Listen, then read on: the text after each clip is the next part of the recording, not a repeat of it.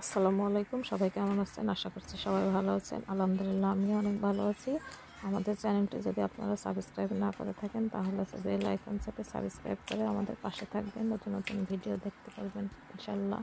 আপনাদের সাপোর্ট পেলে আমরা আরও অনেক এগিয়ে যাব। তো মেহমানদারি হচ্ছে আমাদের বাঙালিদের একটা অন্যরকম ঐতিহ্য। বাসায় যদি মেহমান আসার কথা শুনে আমরা, তাহলে মাথায় কাজ করে না যে কী রেখে কী করব না করব, এই সবই চিন্তা থাকে। আগের রাতে ঘুমই ধরতে থাকে না, এমন অবস্থা। তো আমার বাসায় মেহমান আসবে, আমারও ঠিক একই অবস্থা। আমি আগের রাতে ওই যে গরুর মাংস ভিজিয়ে রেখেছিলাম, আর এখানে দেখতে পাচ্ছেন মুরগির মাংস, যেটা আমাদের এখানে বলা হয় ড্রাম স্টিক। তো আমি মুরগির কোরমা রান্না করব, এই জন্য এখানে মুরগির কোরমাটা আগে ম্যারিনেট করে রাখছি। দেখতে পাচ্ছেন টক দই সাথে বিভিন্ন ধরনের মশলাপাতি দিয়ে ম্যারিনেট করবো। আর এখানে হলো নারিকেলের দুধ দিয়ে ডিম কোরমা।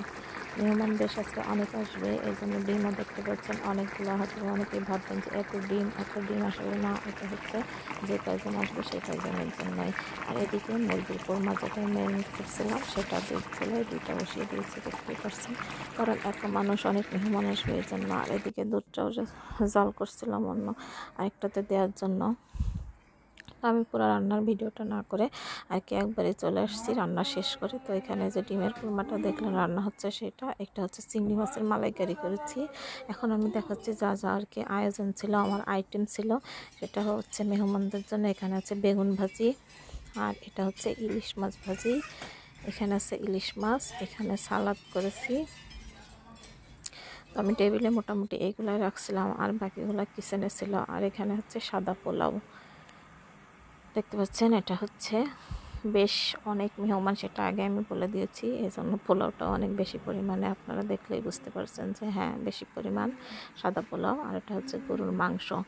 গরুর মাংসটা আমি বেশি ঝোল রাখিনি, বেশ কাদা কাদা ভোনা ভোনা ঝোল করছি, যেন খেতে একটু টেস্ট লাগে। ঝোল বেশি রাখলে আসলে যে কোনো তরকারি কিংবা মাংস বলেন কিনা স্বাদ নষ্ট হয়ে যায়। তো মেহমানদের জন্য ছিল। আর আমার এই যে ডিমের, এটা হচ্ছে মুরগির কোরমা। এটা তো আগেই দেখিয়েছিলাম, যখন রান্না করছিলাম তখনই দেখিয়েছি। আর মেহমানদের জন্য আমার এই আয়োজনগুলোই ছিল। আর লাস্টে ছিল এটা হচ্ছে টিকিয়া। এটা হচ্ছে গরুর মাংসর ডাল দিয়ে আমি টিকিয়া করেছি। আমি জীবনে প্রথম টিকিয়া করেছি, কিন্তু আলহামদুলিল্লাহ টিকিয়াগুলো অনেক ভালো হয়েছিল। একটা টিকিয়াও ভাঙেনি, আমি নিজে অবাক, খেতে স্বাদটাও অনেক মজা হয়েছিল।